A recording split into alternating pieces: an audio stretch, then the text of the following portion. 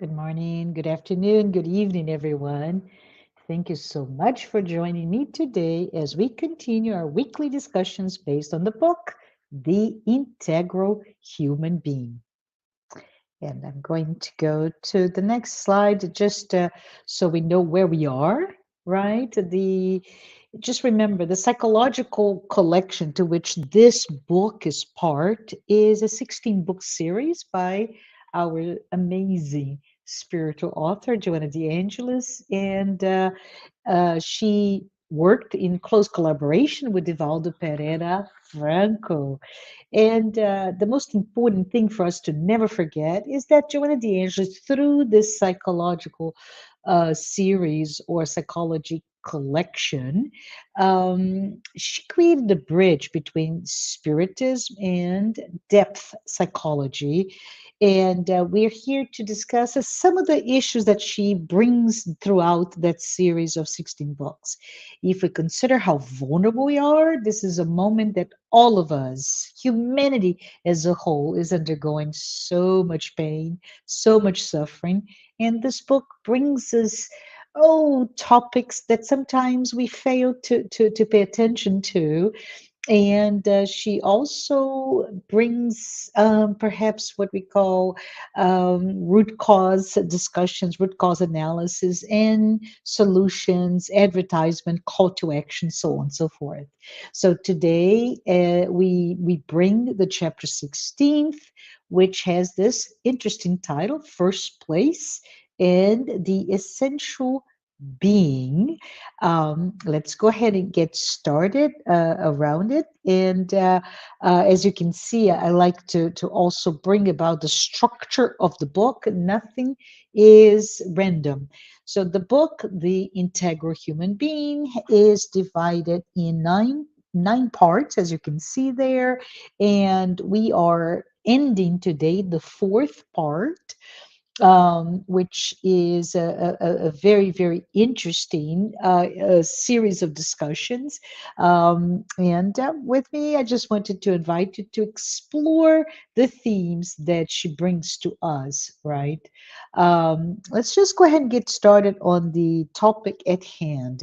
Let's discuss a zero sum game, which is, by the way, it's an economical financial term, but there is a counterpart to it in psychology. So, if we were discussing, that's the topic at hand here for Joanna, the overarching topic from this chapter is competition, work life, and leaving that space at potentially when you reach your third, right, of your life, when you start consider retiring, and you remove to a separate component of your life. I always like to say, at a minimum, the second, if you look into our life, say 90 years of age, the life cycle, if you divide in three thirds, and the first third perhaps is really all about um, a childhood and youth, and developing, becoming ready for your adult life proper. The second is where we're talking about here. How do we define ourselves? How do we work within that middle part of who we are? And as we exit it and we begin our third. But let's talk a little bit about it. What is the definition of competition? Well, according to Western philosophy or material framework, we would say that competition is basically anything that is against each other. So it's a sort of rivalry, a confrontation between opposing forces, can be two or more, and those opposing forces are there to fight for one goal that cannot be shared. So it follows in the field of economics, in finance, there is this theory of zero sum game, right? Where one who wins the game means that one will lose, plus one minus one, zero sum.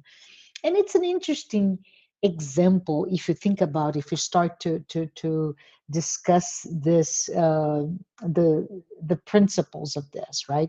So as we understand, we live in a capitalist society where finance and competition are integral to its inner workings.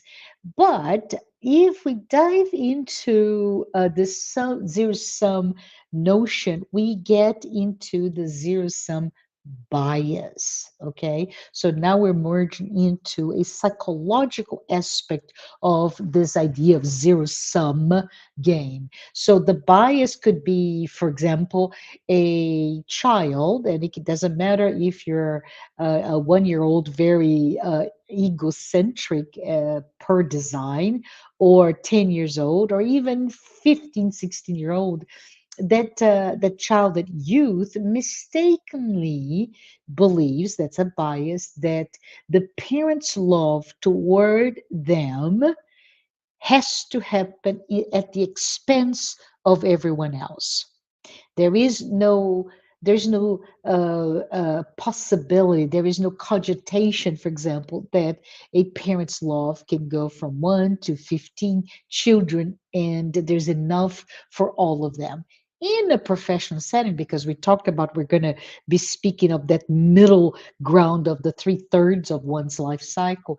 In a professional setting, the zero sum bias can cause all of us to mistakenly view that my ability to grow comes at expense of everybody else. My ability to have credibility, for example, means that everybody else is not right. Therefore, I have to make myself always looking better and potentially bring others down.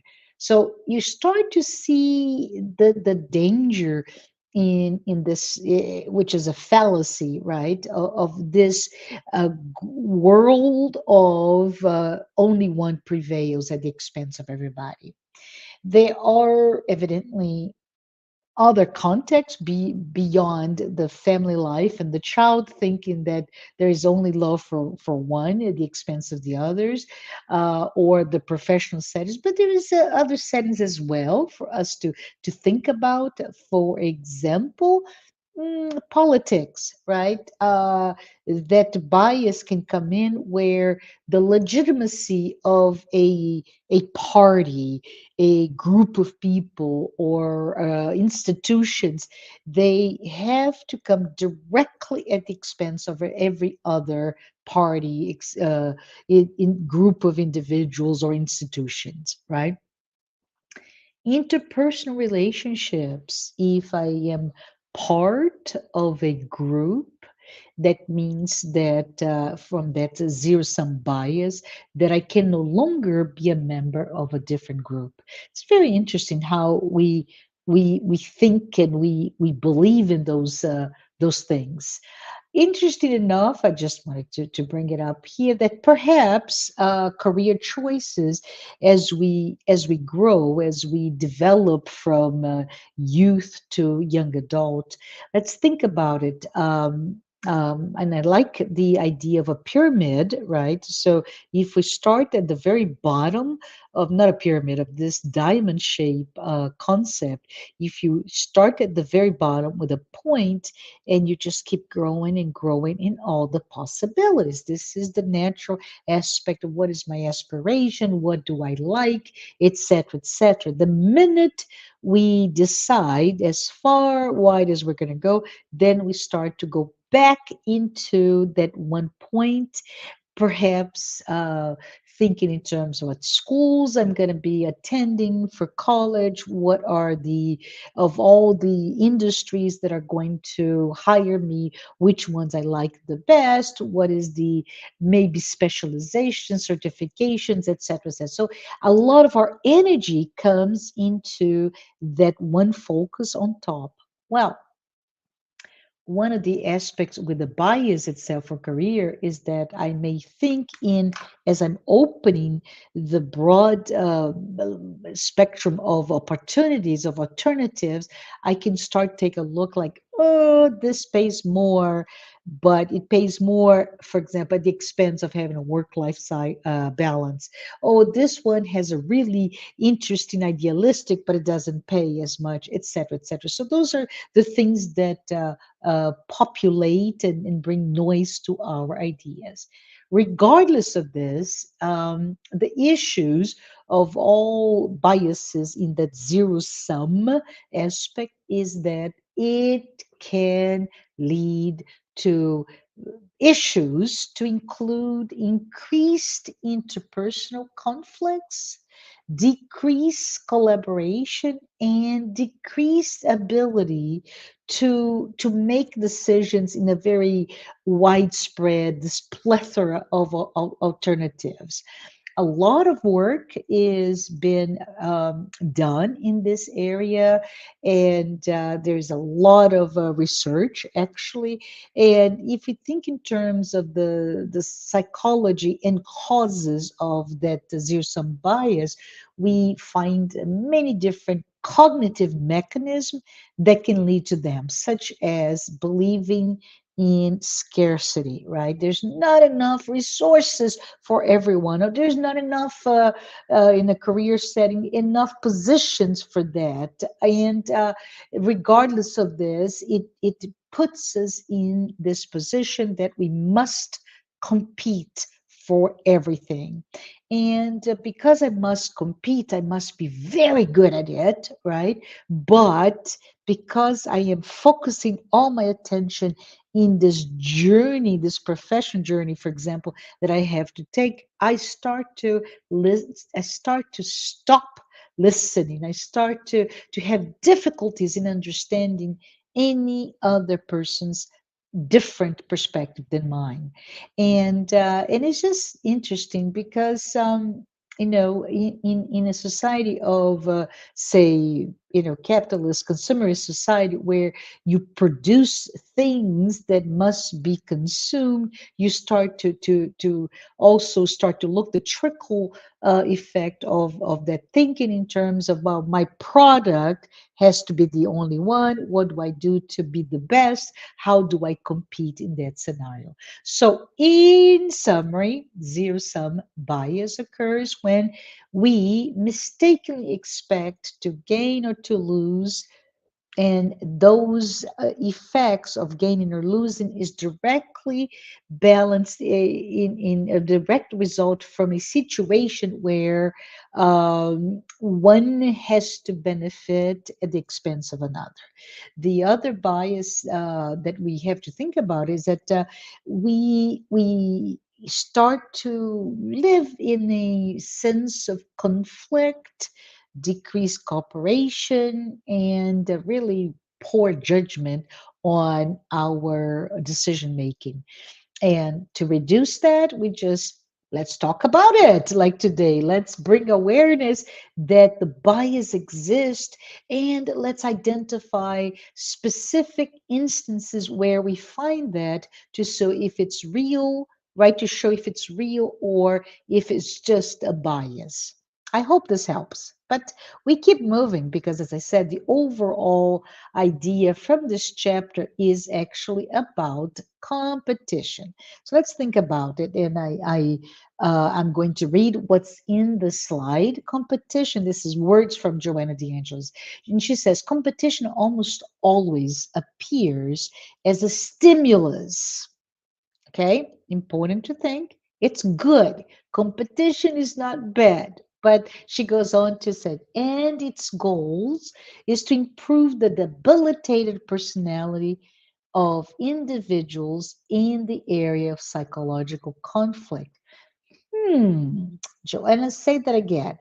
Well, she says that when we don't have access or deprived of creativity, individuals become attached to the successful accomplishment of others as a means of imposing themselves In this manner, they confront their own difficulties by disguising them with the effort placed in carrying out what they consider to be a successful goal. In answer to their ambition for personal realization, right? So we all have this desire, this need, this ambition to achieve something, to have that personal realization, and fear of failure. And even, lack of resilience, lack of perseverance, etc. I prefer to not compete overall, but I engage in competing for functions and positions of prestige in an organization. Does this make sense?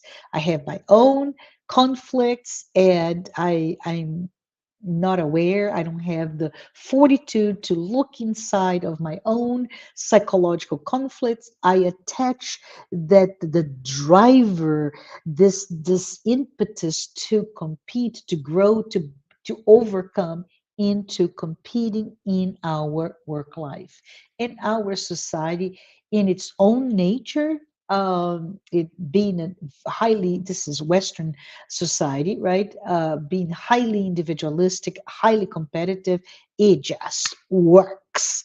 So what do we do when we fall prey to that? Well, we just fight for everything, right? Our battles are everywhere, and I mean it. It is just hard for us to keep on going. It feels that it's a no-win situation in many instances, right? When we think about it, uh, your day to day, let's think about, regardless of what you do or how you self identify, we work and we end our day jobs exhausted, and we do have high expectations, and there are many high expectations of our performance. And yeah, we're approaching the end of the year, where many companies do annual performance evaluations that are linked to um, uh, compensations, bonuses, etc. So it's not only that idea that I'm pushing all my inner desire to grow, right, and to leverage that the sense of competition, that I end up really pushing for those monetary or social promotions, all of it that my ego desires, right? So we our ego, we're trying to validate, and at the same time knowing of our individual psychological conflicts, we are not so strong. We may be vulnerable, we may be dealing with all sorts of conflicts, and we fall for an easier playground, which is the external playground of our day-to-day lives. So if you think about, right, um, we are here, we are fighting, and there's always this rivalry that in in the form of a healthy, fair competition, right? But if you look at it, we need to start to seeing what is it that I'm driving for, what is that I, this thirst that I have inside of me, because the end result may have nothing to do with the job title or who's competing against you, but it's more internal than that. Now, that's all fine and dandy, but I have to, and I hate to say this, now we're going to talk about an aftermath, or a a result that is perhaps unintended but exists, which is the idea of work identity, right? It's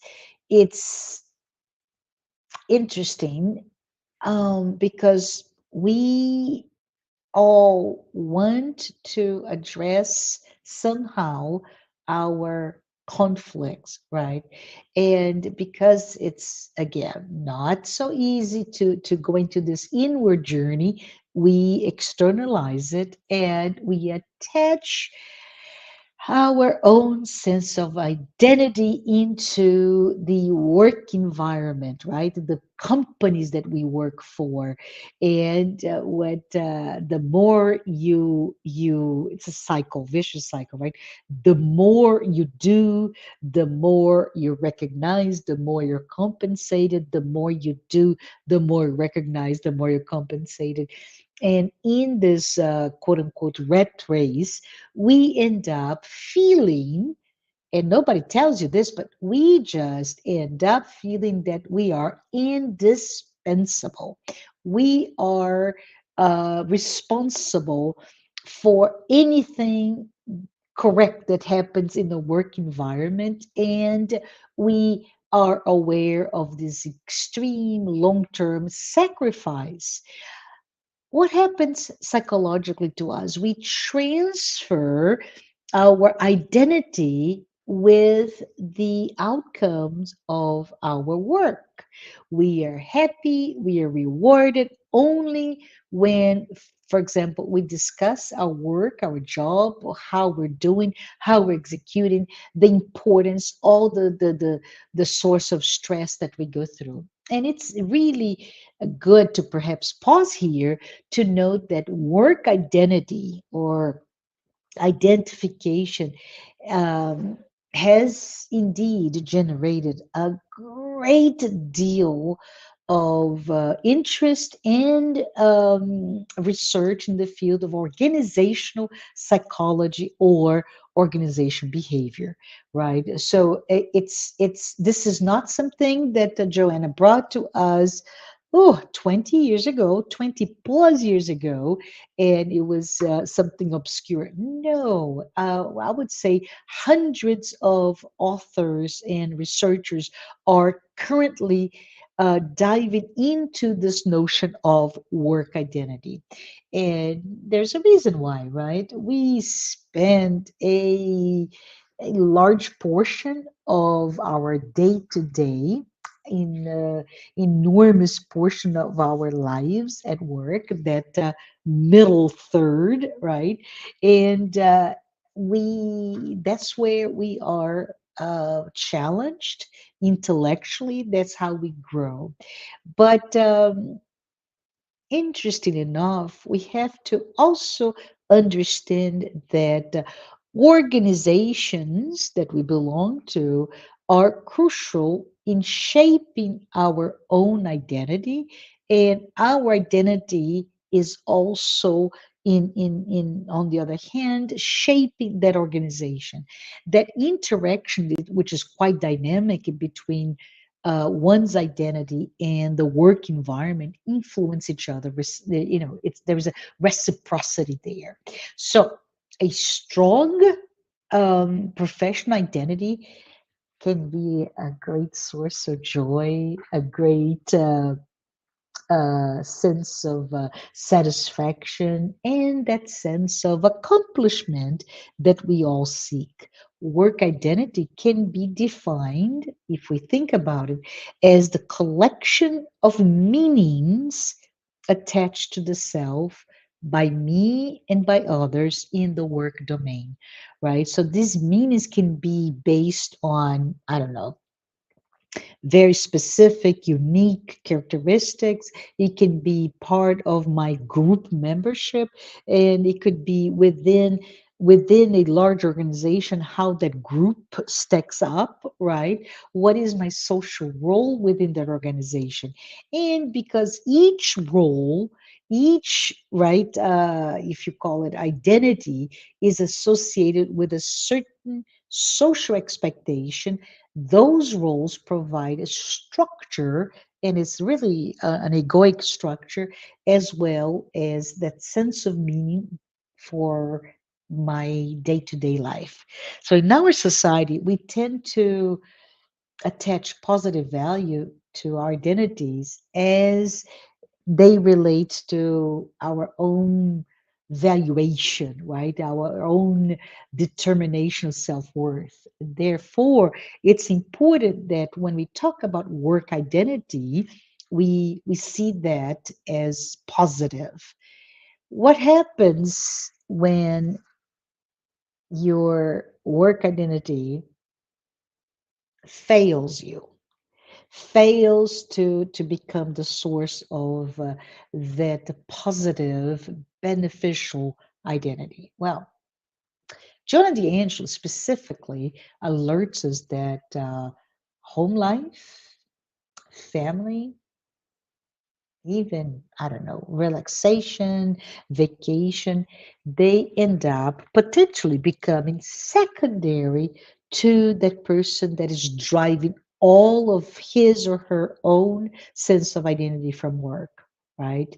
They those activities, they do not have a I don't know, the highway, right? A path, if you will, to fulfill the false needs. And this is really false because it's my ego that may become quite exacerbated if you think about, especially for those of us that are able, and you know, more power to you, but they're able to, through your ambition, through your activity, to grow and move up in organization, and their ego may be quite inflated, exacerbated, and then that becomes almost incompatible to becoming embracing a different role in family life, right? In a different social dynamic.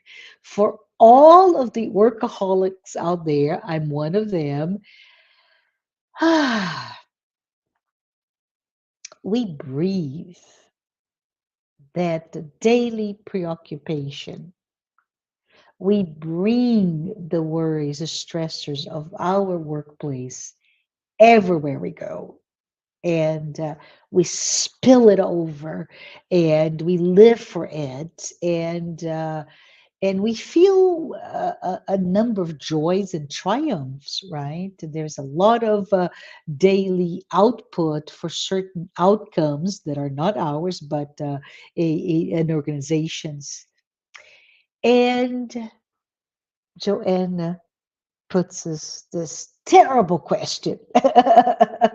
What happens when we reach the end of this second, third cycle, right? As we start to become ready, or if not ready, get pushed to end that cycle to begin our third. So let's talk a little bit about it, this end of a cycle, because as we reach that, the end of our professional lives, most of us struggle in a way that I can call it psychologically immature way. We start to evaluate that leaving, right, the workplace, withdrawing from all the source of meaning for us, will lead to, this is how we look at it, to chaos, to a tragedy, that that organization cannot survive without me. I know, right? Because we devoted all we had, we automatically consider ourselves to be key to that organism. Without us, nothing can work. Or let's say, if it is to work, it will work subpar, right? There was a suboptimum result because we are key to that. We devote our lives for that organization. And then we're confronted with the idea that life continues. And as we march on, we must confront with the notion that we are approaching the end of our cycle. We are approaching the notion of our own obsolescence. Woo, it's terrible. Those of us really do not understand, and those are words of Joanna de Angelis here that I put on the at the slide, right? And I'm gonna might as well read her word for word. These individuals, us, do not realize that time flows inexorably in the hourglass of life. Methods of action become renewed, fatigue wins over them, their vitality decreases, and the step behind is already occupied by a competitor, an ambitious young individual who awaits, dispute, and learn their techniques in order to become prepared with better tools to substitute them with advantages. Blindness, nevertheless, makes them impervious. Sorry, I can't pronounce well. Blindness, nevertheless, makes them impervious to such reality. So I just the images that come to my mind are, for example, I don't know, a lion pride, when at some point that lion was so strong and he kept being the I guess a patriarch, right, of that organism, that group of lions, that pride. And at some point an outsider will come, younger, maybe not even strong, but maybe more adapted, and there goes the end. The notion of you're no longer the most important individual or being in a given organization. It is hard to confront with our vulnerability in that way. When we finally realize what happens, our predicament, we may fall prey to depression. We may rebel, in words, in thoughts, in attitudes that we are now aging, and our ability to produce in a society that puts value, culturally speaking, in your ability to produce, our own physical limitations push us out of the race. It is terrible. It is terrible to recognize that. And, right, we may fall into even the habit of complaining.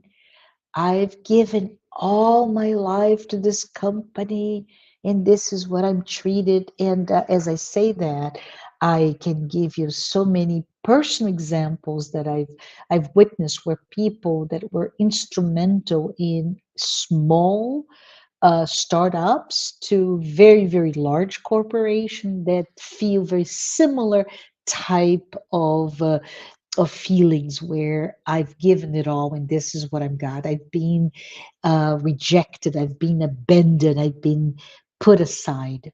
And and the fallacy of this is somehow we are expected. We feel that we are owed an, an apology. We're owed this sense of gratitude, and instead we are betrayed by these ingrateful organizations that we sacrificed for so much. Joanna de Angelis reminds us that in some cases, the so-called quote unquote, air quote here, indispensable individuals, um, you and I, right?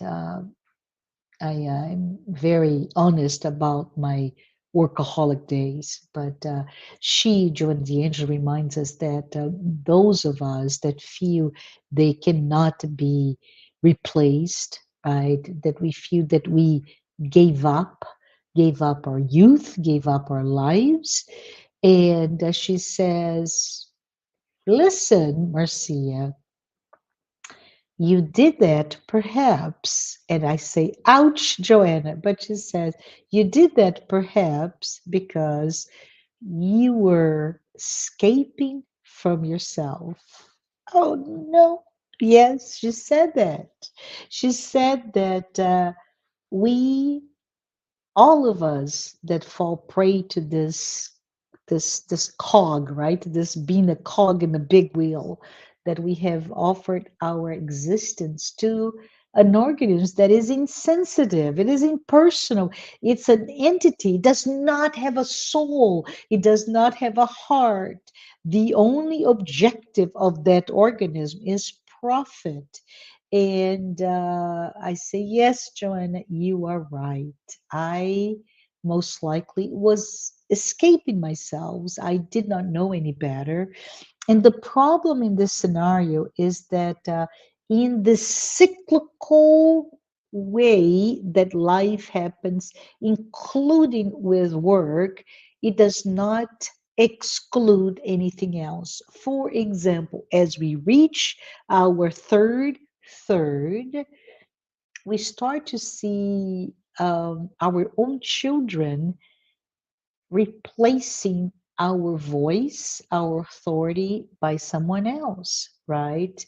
Our children, for example, dismissing us, and they may dismiss us with the idea that we are deserving of rest, right? It may be a rest that I never enjoyed before because I spent my whole life work, right?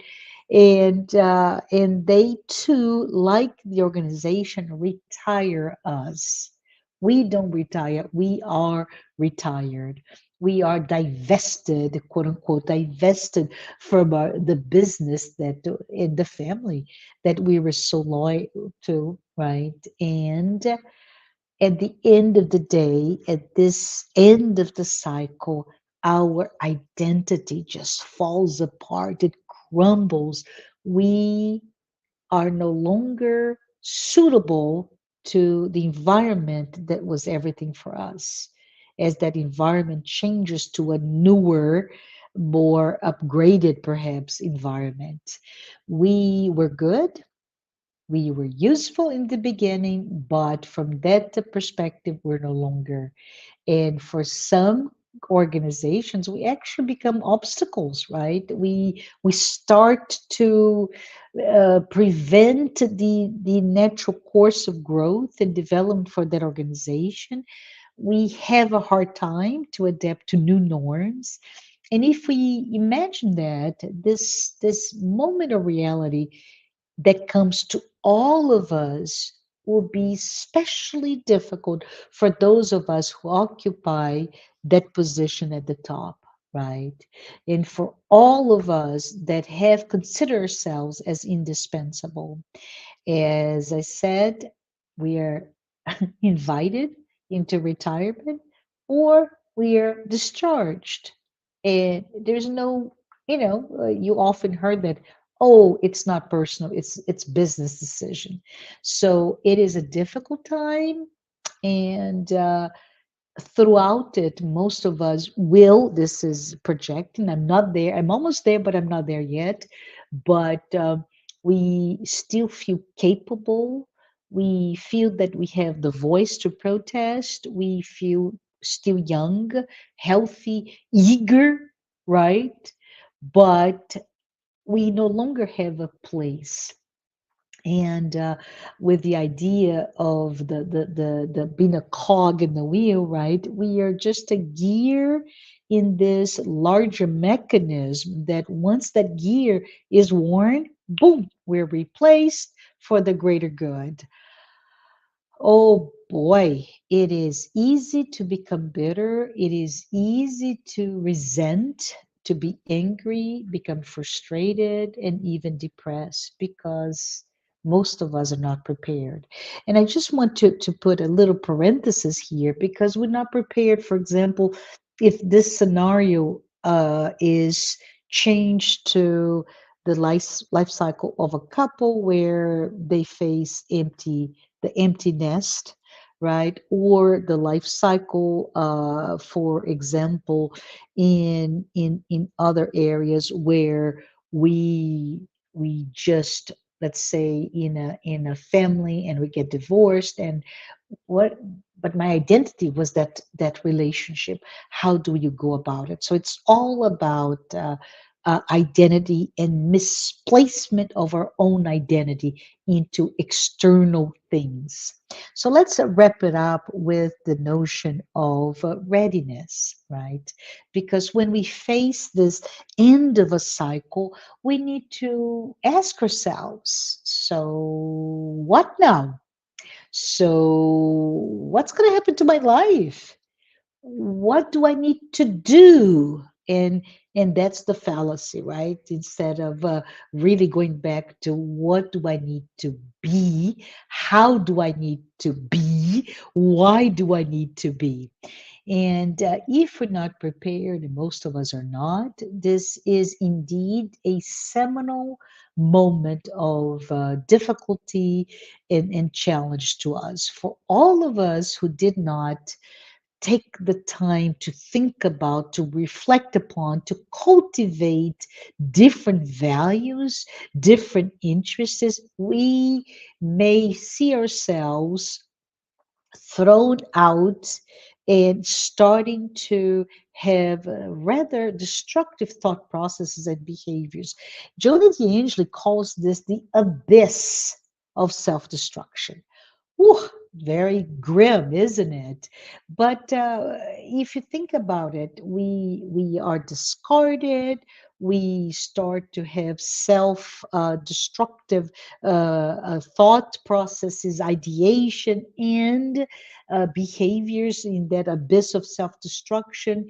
And boy, many of us are actually forgotten by our children, our relatives, our friends, our community. And we're forgotten because when we prioritized work, we never gave them importance or value to begin with, right? So we are then pushed further from social interactions, and some of us actually end up, Joanna tells us, left to consider suicide, direct suicide, or indirect suicide. Oh, it's terrible. The work environment does not feel our absence one bit. It proceeds and it is successful.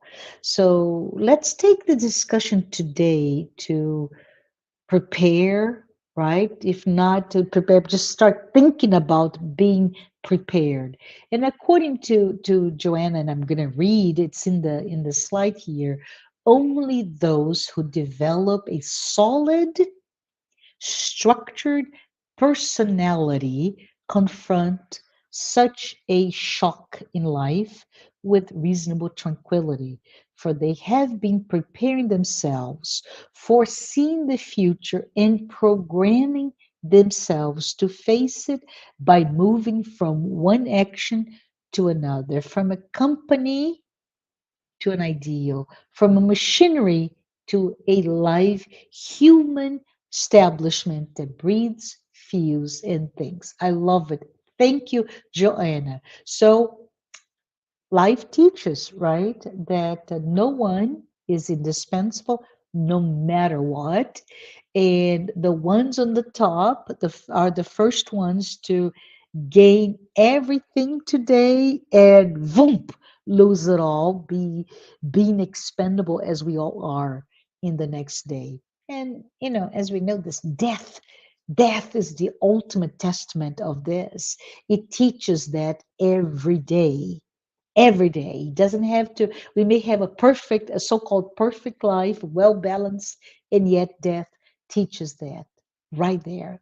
So let's conclude with the notion that our aspirations, and I really would like for us to really start thinking about the word aspiration, right? Our aspirations should reflect our lives, should be demonstrated with our a sense of balance, right? And it's behavior, it's your sense of peace, your sense of who you are, your personality. Our our aspirations are indeed this drive, this invitation for all of us to grow, to pursue things that are more and further and challenging to all of us.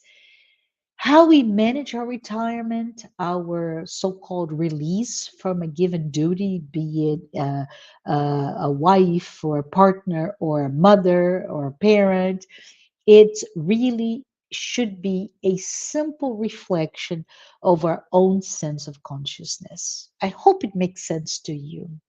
So, as before I close, I just want to say that Joanna gives this call to action for all of us in the human race, all of us human beings. She says we all have a duty to embrace ideals, and those ideas should be those that will promote us on a personal level as well as a group level, right? We should embrace those to enlighten, to participate, to become involved emotionally, be present in whatever community that we are, and to be a complement to the existential conduct of that unit. Our time here on earth has an end, right? We do have three thirds, as I mentioned before, and those three thirds may be quite long. 90, I would say, could be quite long, but the three thirds could be 60. So we talk about 20, 20, 20. It can be even shorter than that. So it has a longevity, and let us just be prepared, right? Let no one deceive us about that ending. And as we prepare for Thanksgiving next week here in the US, I just wanted to bring to you this thoughtful self-analysis, right? Let us all remind ourselves to have this periodic reflection regarding our goals. Are they just illusion? Right, this appearance of a goal, this ephemeral goal, or are they real goal? Are they bringing me real value? And let us meditate, let us reflect about our overarching goals in life so that we can really follow guidelines and measures that will bring our authentic success. The objective of our existence on earth, this corporeal life, is to achieve values, to achieve successes. But we need to understand what defines our successes and what is the balance between what our culture, our environment, the whatever community I'm inserted on, and who we really are. Let us acquire the emotional stability to remain an individual that is fulfilled with happiness, but ready for sadness, right? That understands that we want to stay healthy, but at some point we may become sick and we need to get back to our sense of healthy status. That maybe our success means that we will fail once, twice, if not many, many times. So those of us who are able to acquire that idea of moderation, of work life balance, we're able to evaluate our paths and we're able to walk along with tranquility. And when we do this, guess what?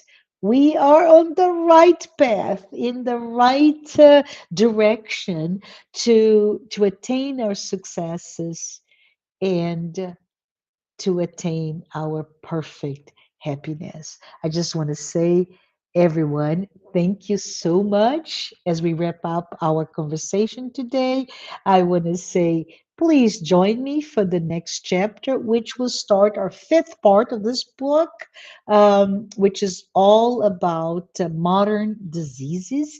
But the next one is going to be quite short, it's just a definition of what is health, what are the plethora of concepts around health we have today.